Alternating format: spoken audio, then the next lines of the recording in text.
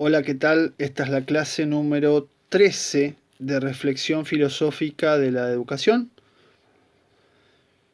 Estamos en el último eje o en el último punto del programa, descolonización y feminismos. La clase anterior explicábamos un poco por qué eh, estas dos corrientes las vemos juntas. Y tratamos el texto de Aníbal Quijano sobre la colonialidad y la descolonización de esa colonialidad que tiene, por supuesto, una fuerte carga epistemológica, histórica o sociológica, es decir, está centrada en el conocimiento, las condiciones de producción de ese conocimiento y en la resultante social de ese conocimiento. Dijimos algunas cosas respecto de los feminismos o esta corriente genéricamente llamada feminismo, que tiene, por supuesto, muchas diferencias. Y hoy vamos a ahondar en ese punto y en la próxima y última clase hablaremos de una antropóloga muy importante en la actualidad que justamente cruza o reúne, sintetiza feminismo y descolonización. El texto de esta clase es el texto de Vázquez Lava, Feminismos, Género y Transgénero, que es de 2019. Vázquez Lava es una socióloga, investigadora del CONICET, de la UBA, de la Universidad de San Martín. Es directora de Género y Diversidad Sexual en la Universidad de San Martín y por supuesto trabaja temas de género, diversidad y violencia también, que es otro tema que está acá al lado de este, que es justamente el tema de la violencia de género. Pero bueno, me parece muy bueno este texto como introducción, como panorama general, sobre todo para captar la diversidad de feminismos que habíamos marcado, sus distintos momentos, distintas discusiones, temáticas que van apareciendo. Eh, y, y bueno, en un panorama que decíamos es heterogéneo, es plural, que no se puede unificar como una sola corriente, pero que de alguna manera, visto de afuera, sí tiene como una serie de coincidencias, de denuncias o reivindicaciones que son realmente muy importantes para analizar. Bueno, este texto es muy bueno, es muy reciente, o sea que seguimos cumpliendo con la idea de utilizar bibliografía actualizada. Y tenemos una parte del capítulo 3 y una parte del capítulo 5. Empecemos primero por el capítulo 3, que se titula La politización de la sexualidad en la segunda ola. Aparece, vamos a ver, un par de filósofas muy importantes, y esta separación en primera ola, segunda ola, tercera ola, que es muy interesante, ¿no? Es decir, el feminismo tiene como distintos momentos donde se van dando distintas discusiones. La primera ola, que forma parte, digamos, de la primera mitad del siglo XX, tiene una figura muy importante que es Simone de Beauvoir. Eh, y ahí, a partir de ahí aparece toda la discusión acerca de qué significa ser mujer y cómo en una sociedad muy conservadora, puritana, machista, se dificulta fuertemente. Y bueno, estas discusiones van prendiendo. Y es interesante la idea de ola porque quiere decir como que los temas de golpe vienen todos juntos, ¿no? De golpe la ola se va, se retira, pero después vuelven renovados, ¿no? Es como da una sensación del ir y venir del mar que es muy interesante. La segunda ola corresponde al feminismo radical de la década del 70, que se ha hecho famoso por una frase muy que sintetiza ese pensamiento: lo personal es político, ¿no? Es decir, uno en su subjetividad nunca está afuera de ser constituido por el sentido común, las creencias, las valoraciones, y entonces en lo más íntimo y creyéndose uno absolutamente libre y qué sé yo, bueno, ahí aparecen relaciones de poder, aparece el patriarcado, aparece una subjetividad que en realidad está moldeada por muchas influencias que vienen de afuera, por prejuicios, por discriminaciones, por valoraciones. Y entonces, eh, en realidad nunca hay un momento personal de sustracción. En lo personal, y por eso en la clase pasada yo les decía, cualquiera puede haber visto, presenciado, protagonizado o lo que sea, digamos, situaciones de discriminación muy fuertemente por una cuestión de género, ¿no? Es decir, por ser mujer. Y, y eso implica todo un nivel, digamos, de complicidad o de articulación que no podemos dejar de tener en cuenta. De hecho, digamos, la discusión en torno de todos estos temas que ha cobrado mucha fuerza en la actualidad plantea también cuál es el lugar, por ejemplo, que se le asigna a la mujer en ciertos programas de televisión o en ciertas publicidades, los estereotipos, ¿no? Los roles asignados al varón y a la mujer. Y todo eso es fruto de una larga discusión, muy larga, que a veces avanza y a veces aparece algún que otro periodista que, bueno, que realmente no vale ni la pena nombrar porque dan vergüenza, ¿no? Atrasan, vuelven a la prehistoria. Eh, Justamente con el tema este aparece entonces este feminismo radical de la segunda ola, una autora llamada Kate Millett,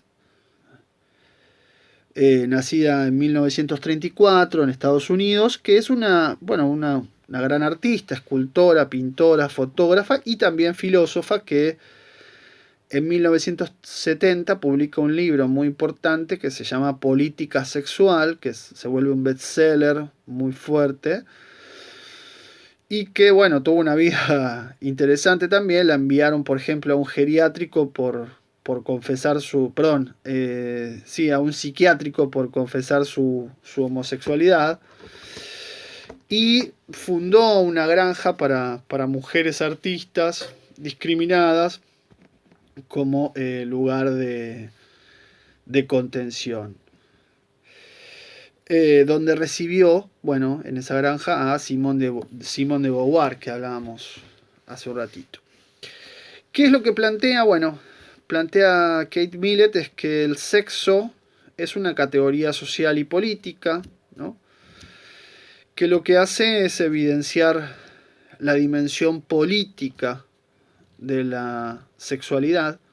Es decir, hay una regulación por parte de la sociedad respecto del sexo. Y hay una regulación a través de eso del cuerpo y de la vida de las mujeres, ¿no? Toda la discusión actual respecto de el derecho a decidir o no, discusión feamente llamada acerca del aborto, es una discusión sobre el cuerpo de las mujeres, encima del cuerpo de las mujeres. Bueno, esto demuestra que es un tema político, que es un tema normativo también, jurídico. Y entonces sucede este feminismo, bueno, piensen ustedes que la homosexualidad hasta no hace mucho tiempo era considerada una enfermedad por la Organización Mundial de la Salud, es decir, un malestar, un déficit que debía ser curado, una anormalidad o anomalía que debía ser curada. Bueno, Este feminismo radical, decíamos, se nutre, cuenta Vázquez Lava, de los movimientos antirracistas, que son muy fuertes en la década del 60, del 70. Hoy han sido de nuevo tema, ¿no? Por la cantidad de asesinatos por parte de la policía a sangre fría prácticamente sobre negros en Estados Unidos, y movimientos decoloniales, ¿no? que son muy fuertes en Europa. Como decíamos, ¿no? Europa, el lugar de la civilización, sigue teniendo cónclaves coloniales en todos los lugares del mundo, y por eso y sigue nutriéndose y beneficiándose de eso. Digo, qué sé yo, la ocupación francesa en países africanos, no sé, hace pocos años que se terminó, ¿no? Por lo tanto, estos movimientos antirracistas y decoloniales o descoloniales van a acentuar la participación política de las mujeres. Esto es muy interesante en los 70. Y lo que pone sobre la mesa, lo que manifiesta el feminismo radical, que va a la raíz, ¿no? del problema, es el patriarcado, ¿no? El patriarcado. Hay una fuerte crítica al androcentrismo, ¿no? Es decir, a la consideración del hombre, del varón, como centro y como figura principal, que sirve para justificar el patriarcado como sistema de dominación en todos los ámbitos, ¿no? Familiar, laboral, educativo, religioso, en todos los ámbitos. Este feminismo radical también va a tener una fuerte vitalización a partir del lesbianismo, con una autora que no vamos a ver acá, pero que aparece diciendo, bueno, las lesbianas no son personas prácticamente. Y el lesbianismo lo que plantea es una suerte de heterosexualidad obligatoria, ¿no? Es decir, la sociedad normal manda ser heterosexual. Y si no sos heterosexual, sos rarito, sos rarita, ¿no? Estás fuera de los parámetros de normalidad. Y algo de esto nos comentaba en su charla Matías Soich, justamente, el mandato de heterosexualidad obligatoria, y por supuesto también tiene mucho que ver con los movimientos trans y travestis, que bueno, que están justamente, vienen a cuestionar todo este paradigma binario de patriarcado y heterosexualidad obligatoria. Y lo que plantea también, decíamos, este feminismo radical es que lo privado, lo personal, es político, ¿no? Y se nota ese involucramiento político en todas las experiencias de las mujeres. Bien, en el caso de Kate Millett, la sexualidad es el eje principal que toma esta autora para explicar la subordinación de la mujer y para explicar también el patriarcado como este sistema que decíamos de poder que se basa en la diferenciación de naturaleza, digamos, entre el varón y la mujer, y justificar a partir de esa naturaleza superior del varón la dominación masculina. El texto que decíamos que fue un bestseller, Política Sexual, que lo escribió en 1969, pero se publicó en 1970, tiene 3 partes.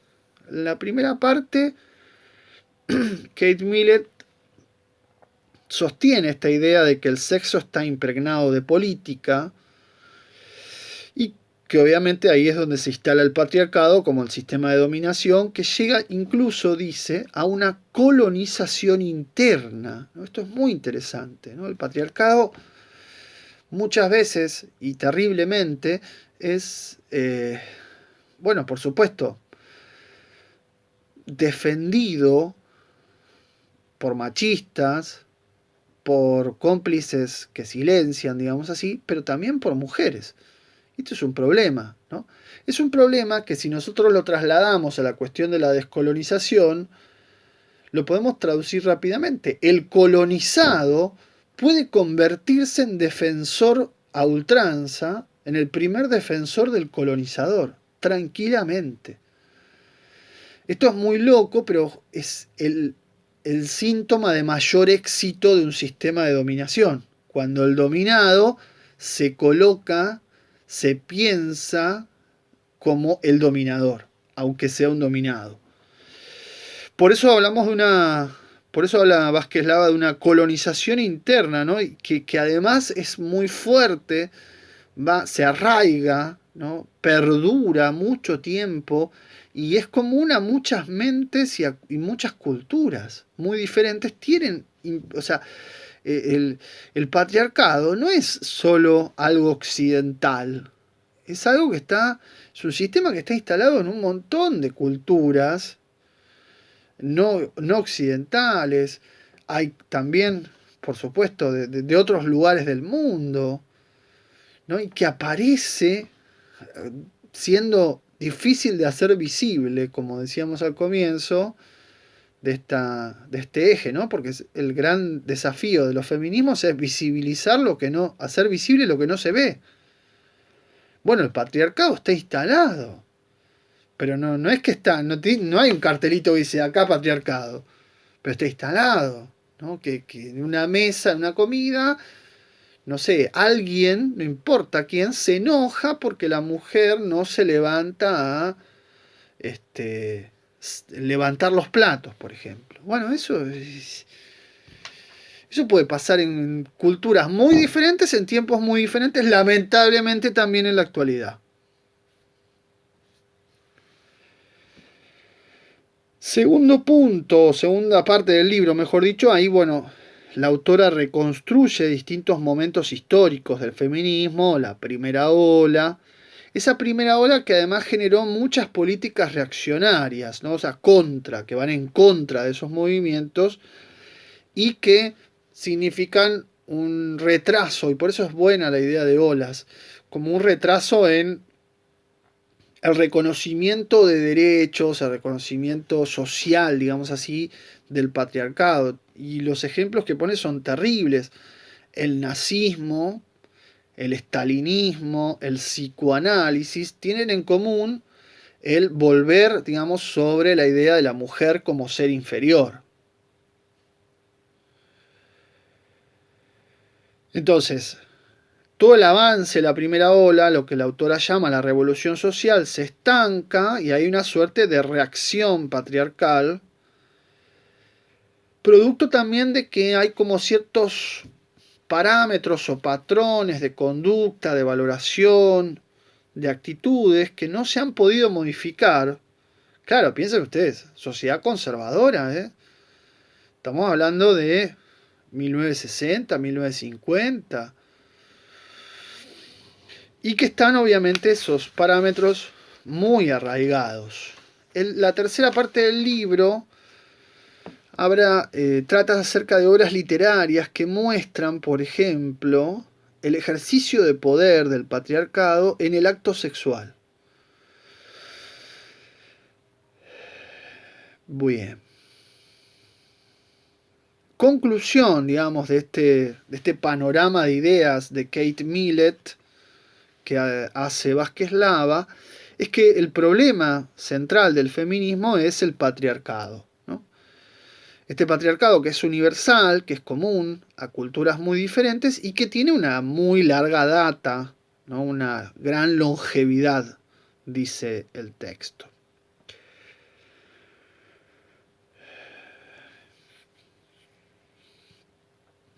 Capítulo 5. Cuerpos y nuevas nociones de justicia social en el mundo globalizado. Bien, acá va a presentar la autora Vázquez Lava una tercera ola que va a caracterizar con dos palabras, deconstrucción y reconfiguración, ¿no? Deconstrucción también es una corriente muy, muy fuerte en la filosofía actual que plantea que, bueno, que los conceptos y sus significados se construyen, se naturalizan y que entonces el trabajo de crítica consiste en desarmar, ¿no? Es como en ir para atrás para ver cómo se fue haciendo esa construcción y ver qué ideas están implicadas, supuestas, dadas por válidas en ese proceso. En este caso, la deconstrucción es del concepto mujeres, o mujer o mujeres, que ya no es un colectivo homogéneo, ¿no? Por eso nosotros no hablamos desde el comienzo de feminismo, sino de feminismos en plural.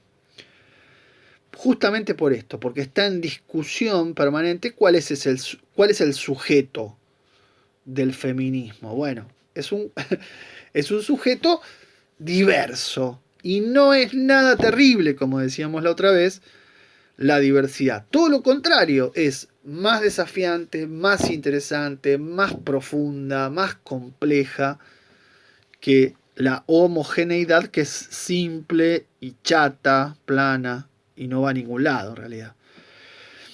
Un proceso entonces de deconstrucción y reconfiguración. ¿Y por qué hay reconfiguración? Porque empiezan a aparecer discusiones de otras desigualdades que se entrecruzan con el feminismo, ¿no? Es decir, no es lo mismo la reivindicación de las mujeres trabajadoras, trabajadoras sexuales, trabajadoras esclavas de clase baja, que se organizan, ¿no? Que son negras, que son discriminadas por otros motivos, incluso también por mujeres. Entonces, el panorama se complejiza porque se entrecruzan otro tipo de desigualdades sociales, económicas, de etnia o de razas, que intervienen dentro de este mismo movimiento, generando, digamos, entrecruzamientos, pero también divisiones, ¿no? Y acá, en este apartado, Vázquez Lava trabaja dos filósofas muy importantes de la actualidad, ambas están vivas, eh, incluso visitaron Argentina, creo que las dos, hace muy poco. Tienen en común estas dos filósofas que se posicionan, se plantan desde la posmodernidad, cuestionando la identidad de género como algo fijo y dado, ¿no? Es decir, no hay una identidad de género, hay una construcción, un fluir, un devenir, vamos a ver, de esa identidad de género. Bueno, la primera es muy conocida, es Judith Butler. De hecho, intentamos utilizar de ella un texto de los que menciona acá en otro curso de reflexión filosófica sin demasiada... no nos fue demasiado bien. Pero me parece que aquí la ventaja de este texto de Vázquez Lava es que es realmente muy claro, porque de golpe ponernos a leer textos muy complejos y que implican muchos conocimientos y muchas discusiones que por ahí no tenemos, hace que se pierda cuál es el sentido. En cambio, en este texto, que es más sencillo de leer, la discusión aparece, ¿no? Está ahí. Bueno, ¿qué pasa con Judith Butler, nacida en 1956, también filósofa estadounidense? Vive la discriminación en su familia, ¿no? Entonces, una de sus principales motivaciones es la de desnaturalizar el género. Y tiene varios libros, quizás el más importante es El género en disputa de 1989, que es, que es el que ha dado bandera, digamos así, al movimiento LGTBIQ. Y me parece también importante señalar de su biografía que fue parte de la Comisión Internacional por los Derechos Humanos de Gays y Lesbianas. La denominación LGTBIQ es súper interesante porque empieza a mostrar esa diversidad, cada una con un lugarcito, ¿no? Lesbianas, gays, trans, bueno, ahí hay también una sutileza de distinción entre travestis y transexuales, bisexuales, intersexuales y queer, que es, de hecho, queer es como el punto de inicio de las reflexiones de Judith Butler. ¿Y qué es lo que ponen en cuestión? Bueno, esta diversidad, digamos, más allá de qué significa cada una, echa por tierra el binarismo. No existe, no hay binarismo. Esto es hombre, mujer y punto. No. Todo esto te está mostrando que hombre, mujer, no tienen sentido. El panorama es mucho más complejo y no se reduce a la valoración o la división binaria.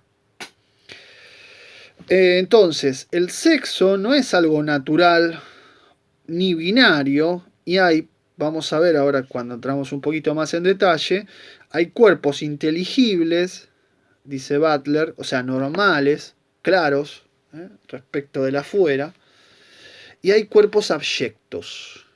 Vamos a ver qué significa eso.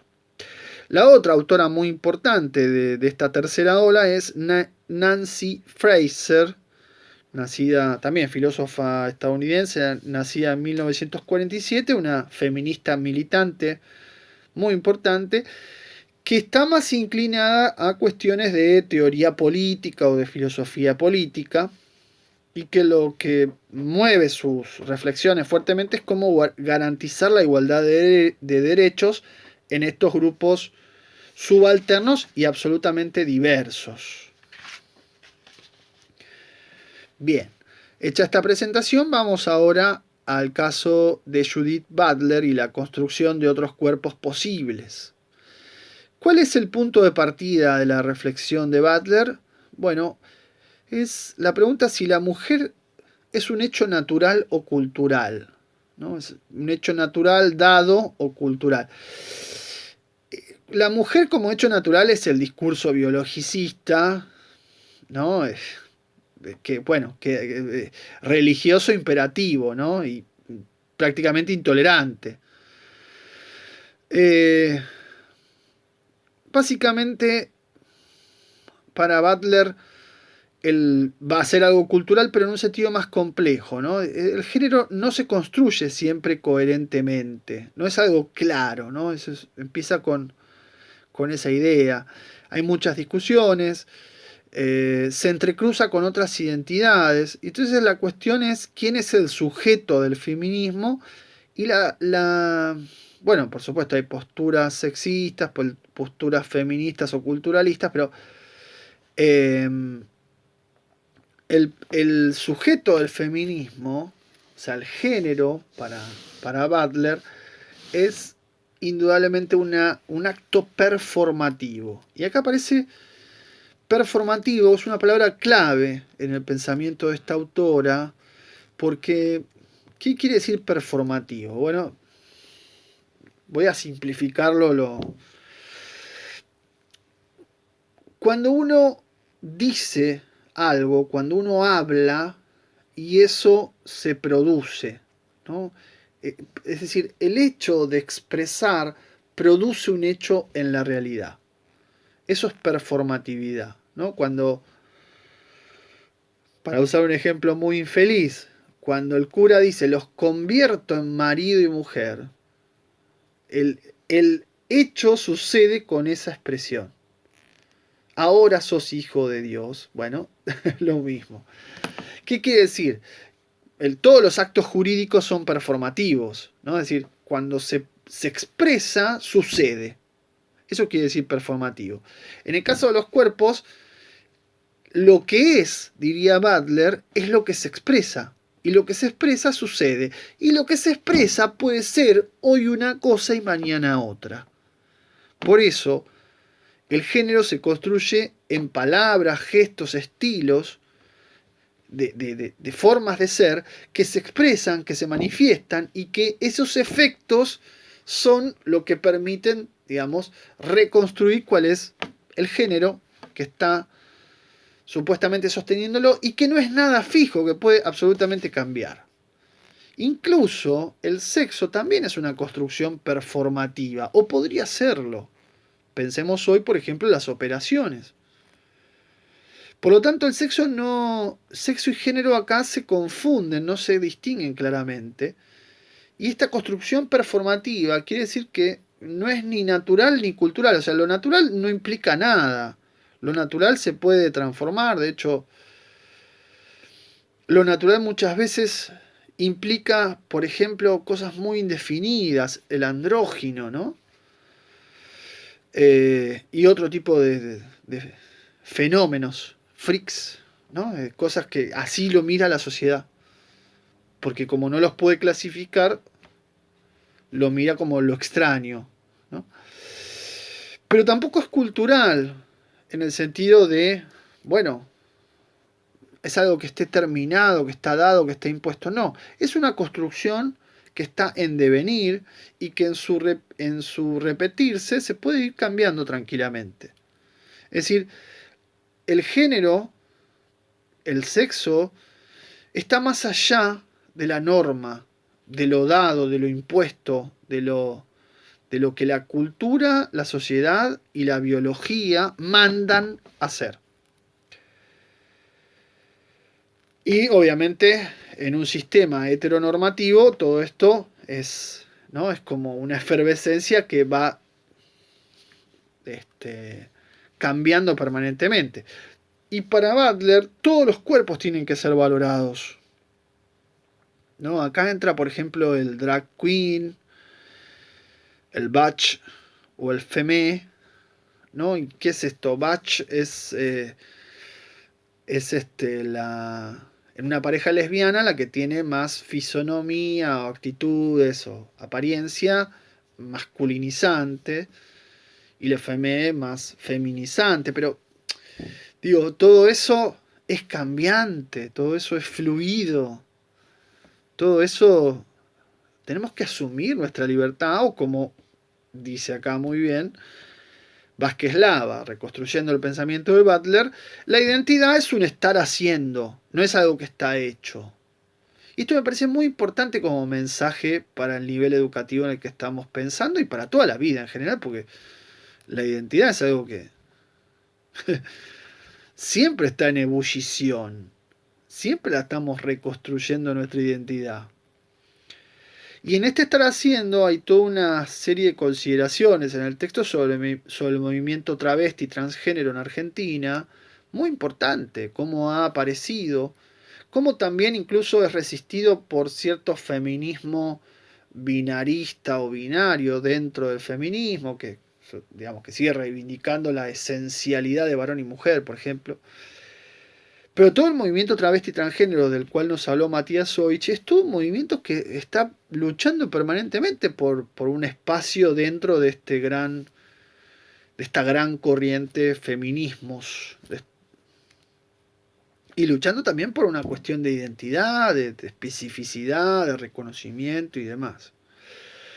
Y entonces decíamos, hay cuerpos inteligibles y hay cuerpos abyectos, ¿no? Estos cuerpos abyectos, ¿cuáles son? Y bueno, son los que corresponden a aquellas prácticas, acciones que no se condicen con el sistema heteronormativo, ¿no? O sea, la heterosexualidad obligatoria de la que hablábamos hace un rato. Y esto tiene que ver con la homosexualidad, con la bisexualidad o con la transexualidad. Entonces, en estos casos, ¿no? Lo que la sociedad responde es una fuerte discriminación, una fuerte desigualdad. Por eso me parece que son temas fundamentales para nosotros como educadores discutirlos, verlos, observarlos, notar que ni la biología ni las pautas sociales pueden regir nuestros sentires. Por supuesto que van a tener influencia, claro, ¿quién dice que no? Epa, las hormonas que son. Pero no pueden ser el parámetro para decidir nuestra identidad. De ninguna manera. Por último, decíamos Nancy Fraser, el tema es la justicia social, ¿no? De nuevo, una visión más política, si se quiere, de cómo mujeres de muy diverso, de muchas extracciones diversas, sufren la discriminación y la desigualdad.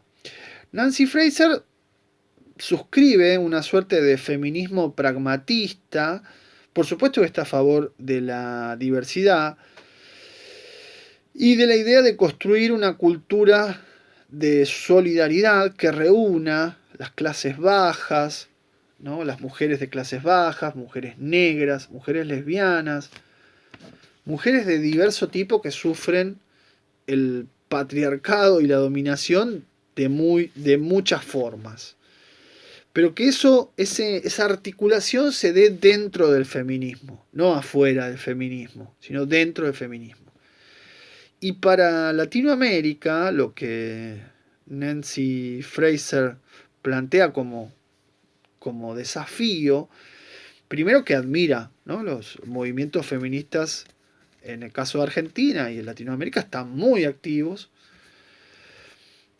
Y ella sostiene que, bueno, hay que pensar cuál es el concepto de igualdad que van a sostener a futuro, si va a ser más bien conservador de defender las conquistas logradas hasta ahora, o si puede avanzar hacia una transformación más profunda. Y este es el gran tema, ¿no? A nivel social y político. Lo que vemos generalmente es que hay avances muy profundos, muy interesantes en algunos puntos, reivindicaciones, un gran compromiso de la juventud, pero también es un movimiento transgeneracional, ¿no? Que va como tejiendo distintas minorías. Y después lo que se ve es, bueno, decíamos, periodistas, comunicadores, movimientos religiosos que aparecen ¿no? Volviendo atrás con todos estos avances y como reivindicando ideas de otra época, que uno pensaba que ya estaban, que ya se había discutido lo suficiente como para avanzar por más. Y para nosotros como educadores, decía, estos temas son fundamentales, tenemos que tenerlos en el eje de nuestra agenda, sobre todo teniendo en cuenta que trabajamos en el nivel que trabajemos, el patriarcado va a estar, la dominación va a estar, la discriminación va a estar, la desigualdad va a estar. Todo esto está. No lo vemos, no activamos, no lo denunciamos, pero está, claramente está. ¿Cómo que no? Y sería importante que empecemos primero a visibilizarlo y después también a pensar qué es lo que podemos hacer cada uno de nuestro lugar para avanzar sobre este tipo de cosas. Voy a poner un ejemplo que me llama mucho la atención. ¿Cómo les cuesta, estudiantes de cuarto año del profesorado, el lenguaje inclusivo? ¿Por qué les cuesta tanto el lenguaje inclusivo? Pregunto. ¿Por qué creen que es una violación a la gramática de la Real Academia de la Lengua Española? Bueno, créanme que la Real Academia de la Lengua Española no merece el más mínimo respeto por una cantidad de cosas. Y primero además porque el lenguaje es vida y el lenguaje se recrea en la vida, así que si uno quiere usar lenguaje inclusivo, algún día lo tendrán que aceptar. Entonces, y ahí es donde aparece toda esta estructura educativa, anquilosada, vieja, de otra época, haciéndote creer que si vos hablas horrible, o sea, que hablar el lenguaje inclusivo es horrible, ¿no? Pero que hablar y decir, por ejemplo, el varón y la mujer incluidos y no incluidas, no es horrible, créanme, es espantoso. Es de un nivel estéticamente deplorable esa construcción gramatical y sin embargo está gramaticalmente correcta.